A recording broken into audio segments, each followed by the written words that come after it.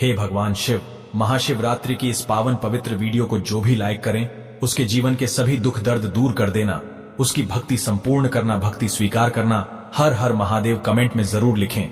दोस्तों, महाशिवरात्रि है, भोले की रात्रि है और साल भर के इंतजार के बाद ये खूबसूरत चमत्कारी महारात्रि आती है और इस खास रात्रि में हम सब मिलकर करेंगे, भोले बाबा को प्रसन्न हो जाएंगे, शिव में लीन और हम बात करेंगे महाशिवरात्रि 2025 की गृहस्थों के लिए, जहां ये पावन उत्सव भगवान शिव और माता पार्वती के मिलन का प्रतीक, उनके विवाह का प्रतीक है। वहीं जो आध्यात्मिक है वो शिव की समाधि में सदा के लिए ठहर जाने के लिए उनके लिए रात्रि है। जो साधक है वो सभी इस रात में साधना में लीन रहते हैं। दोस्तों, हम पहले इस वीडियो में बात करेंगे आम गृहस्थों की। क्या आप इस दिन कैसे करेंगे, व्रत क्या है, इस दिन का महात्म्य, पूजा विधि, श्रेष्ठ मुहूर्त जब आपको पूजा करनी और निश्चित काल और 4 प्रहर की पूजा का समय क्या है, अभिषेक कैसे करना है, ये सभी हम जानेंगे। महाशिवरात्रि शिव की महान रात्रि और शिव भक्तों के लिए अत्यंत ही पवित्र दिन है और इस दिन शिवलिंग का शिव परिवार की पूजा करते हुए शिवलिंग पर जल अभिषेक अवश्य करना चाहिए। रुद्र अभिषेक कर सके तो श्रेष्ठ है और जीवन के इससे सभी कष्ट दूर होते हैं, आपकी सभी मनोकामनाएं पूर्ण होती हैं। तो इस बार कुछ कंफ्यूजन है। आजकल हर तिथि पे कंफ्यूजन हो रहे हैं। 2 तिथि आ रही है, 26 को करें, 27 को करें। तो बता दूं, महाशिवरात्रि 2025 में 26 फरवरी को ही मनाना है। बुधवार का दिन है और चतुर्दशी तिथि को प्रारंभ हो रहा है। 26 फरवरी को सुबह 11 बजे चतुर्दशी तिथि की समाप्ति होगी। 27 फरवरी को सुबह 9 बजे तक। और इस साल बहुत सारे शुभ योगों का निर्माण हो रहा है, पर शिव योग है तो शिव योग में महाशिवरात्रि आना अपने आप में श्रेष्ठ होता है। पूरे दिन रहने वाला है यह योग और श्रवण नक्षत्र भी है, शाम को 5 बजे तक रहने वाला है। इसके बाद घनिष्ठान नक्षत्र चालू हो जाएगा, तो जो लोग भी रात में 4 प्रहर की पूजा करना चाहते हैं वो लोग शाम को 6:30 से रात को 9:30 तक पहले प्रहर की पूजा करें। दूसरा प्रहर 9:30 से 12:39 तक है। तीसरा प्रहर 12:39 तक तारीख हो जाएगी। 27 की मध्य रात्रि तो 12:39 से लेकर 3:40 तक और चौथा प्रहर है। उसकी पूजा 27 फरवरी को सुबह 3:40 से 6:50 तक रहने वाली है।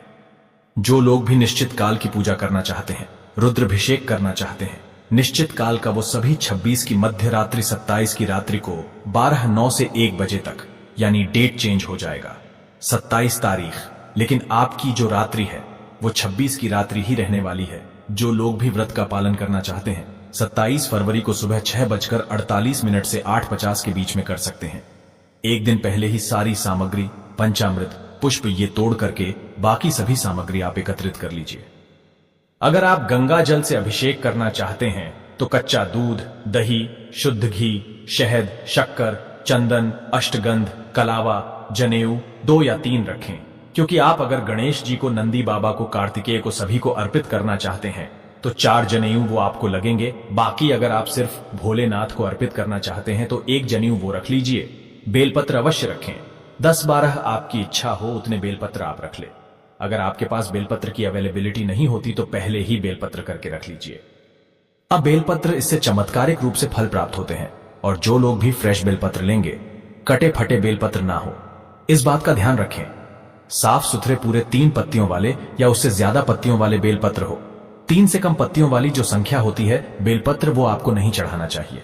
भांग, धतूरा जो आपको अवेलेबल हो सके वो लीजिए। सफेद पुष्प, गुलाब पुष्प में भी ध्यान रखना चाहिए। खेत की सफेद पुष्प और चंपा के पुष्प भोलेनाथ को अर्पित नहीं किए जाते तो ये ना ले। गुलाब का फूल भी विशेष प्रिय है, कमल का फूल विशेष प्रिय होता है। भोले बाबा को आप ये चढ़ा सकते हैं। और अक्षत ले, कम से कम 1-2 मुट्ठी अक्षत जरूर ले। ऐसा नहीं किसी थोड़े से अक्षत लिया चले गए, क्योंकि 1 मुट्ठी चढ़ाई जाती है तो दोनों हाथों से आप सारी पूजा करने के बाद आप दोनों हाथों से 1 मुट्ठी चावल अर्पित करें। आप भोले बाबा को अपनी मनोकामना बोलते हुए या ऐसे भी आपको अर्पित करने चाहिए। चावल कम से कम 250 ग्राम जैसे चावल हो, ये ले लीजिए। दीपक ले लीजिए, जलाने के लिए धूप दीप ले लीजिए। और रुद्राक्ष की एक अभिमंत्रित माला, 1,25,000 जाप से अभिमंत्रित माला हो तो श्रेष्ठ है। नहीं तो आपके पास जो भी रुद्राक्ष हो वो माला आप लीजिए। भद्राक्ष ना हो, इंडियन जो रुद्राक्ष होते हैं वो भद्राक्ष कहलाते हैं, वो आपको इस्तेमाल नहीं करना चाहिए। हालांकि सस्ते होते हैं, आपको ज्यादातर कोशिश करनी चाहिए नेपाली रुद्राक्ष माला आपके पास हो, उससे ही आपको जाप करने चाहिए। अगर वो प्राप्त ना हो तो इंडोनेशिया रुद्राक्ष आते, वो भी अच्छे होते, उनसे आप जाप करें। एक थाली रख लीजिए जिसमें आप सभी पूजा सामग्री को लेकर के जा सकेंगे, और एक थालपोश रख लीजिए। अगर आप मंदिर जाने वाले हैं तो थाली को ढकने के लिए कोई कपड़ा, सुंदर वस्त्र आपको रख लेना चाहिए। अब रात्रि में ओम नम शिवाय, ओम नम शिवाय, ओम नम शिवाय का जाप करते हुए, प्रभु का ध्यान करते हुए, भोलेनाथ का ध्यान करते हुए सुबह जल्दी उठे, हथेलियों के दर्शन करे, धरती माता को प्रणाम करे, घर की साफ सफाई करे, और गंदे घर में पूजा नहीं करनी है, ये द्वार का ध्यान रखे। और फिर इसके बाद तीर्थों में तो स्नान कर पाए तो ठीक, नहीं तो घर में ही गंगा जल डाल करके आपको स्नान करना चाहिए, और स्वच्छ सुंदर वस्त्र पहनने चाहिए। और आपको अपने मस्तक पर इस दिन भस्म से त्रिपुंड भी बनाना चाहिए, या चंदन से त्रिपुंड बनाइए। 3 रेखाएं जो खींचते हैं, ये नकारात्मक ऊर्जा से बचाव करता और प्रभु से आपका जुड़ाव करता है। इसके बाद सूर्य भगवान को एक लोटा जल अर्पित करें। दक्षिण मुखी होकर के हमेशा की भांति अपने पितृ के निमित्त एक लोटा जल अर्पित करें, और शिवलिंग के सामने बैठेकर आज आप संकल्प ले, थोड़ी से पुष्प हाथों में लेके, कि हे प्रभु, आज मैं संकल्प करता हूं कि सच्चे मन से परिवार सहित 7 से 10 से महाशिवरात्रि का व्रत करूंगा या करूंगी। और ऐसा कहते हुए थोड़े से अक्षत लेकर के संकल्प ले सकते हैं। जल, सिक्का आदि लेकर के संकल्प को वहीं छोड़ दे, और इसके बाद पूजा की शुरुआत करें। नियम तो यह होता है कि पहले शिव परिवार की पूजा करनी चाहिए, इसके बाद में भोलेनाथ का अभिषेक किया जाता है। सबसे प्रथम गणेश जी, गणपति देव, इसके बाद कार्तिक के माता पार्वती, नंदी जो उनके गण हैं, शिव जी के बाकी भी गण। अगर वीरभद्र आदि का कहीं मंदिर है तो आप वहां पूजन कर सकते हैं। इसके बाद ही अगर नहीं हो तो इन सब का भाव करके थोड़ा थोड़ा पूजन करके आप कुछ रख दीजिए। सुपारी रख के भी पूजन कर सकते हैं, और फिर आपको भोले बाबा का अभिषेक शुरू करना चाहिए। पहले ही पंचामृत तैयार कर ले, दूध, दही, घी, शहद, शक्कर सब मिलाकर आप पंचामृत बना सकते हैं, या फिर आप अलग अलग भी अभिषेक कर सकते हैं। पूजा खड़े होकर के नहीं करना चाहिए। अक्सर मैंने देखा है लोग खड़े होकर के अभिषेक करते हैं। खड़े होकर के अभिषेक नहीं किया जाता है, हमेशा बैठ करके अभिषेक करना चाहिए। और अगर आप किसी मंदिर में जा रहे हैं जहां बहुत भीड़ है, वहां पे बैठने की व्यवस्था नहीं है, और आप अभिषेक कर रहे हैं, तो आप उसमें हम कुछ कह नहीं सकते हैं। जैसी व्यवस्था हो वैसे ही करे। इसलिए मैं कोशिश करता हूं कि घर पे ही सही नर्मदेश्वर शिवलिंग हो, इसको रख करके आप घर पे स्थापित करके अपने घर में शांति तरीके से अभिमंत्रित करके, सवाल जब इसको आप अभिमंत्रित करके अपने घर पे विराजित करके रखें। आप चाहे तो पंचामृत से एक एक चीजें करके, पहले दूध से, फिर दही से, फिर बूरा यानी शक्कर से, इसके बाद मधु से, घी से अलग अलग भी अभिषेक कर सकते हैं। सभी चीजों को मिलाकर एक साथ ही ओम नमः शिवाय, ओम नमः शिवाय, ओम नमः शिवाय बोलते हुए अभिषेक करें। इसके बाद लास्ट में फिर शुद्ध जल से अभिषेक करें, और इसके बाद शिवलिंग को एक मुलायम कपड़े से पोंछकर पहले वस्त्र धारण कराएं।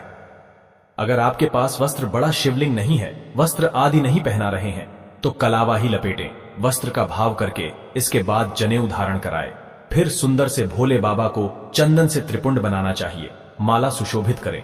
आप चाहे तो आंकड़े के पुष्प मिले तो आंकड़े के पुष्प की माला, गुलाब, कमल, जो भी पुष्प, सफेद पुष्प उपलब्ध हो, जैसा बताया मैंने, खेत की चंपा नहीं चढ़ाएंगे। ये आपको फिर भोलेनाथ को अर्पित करना चाहिए।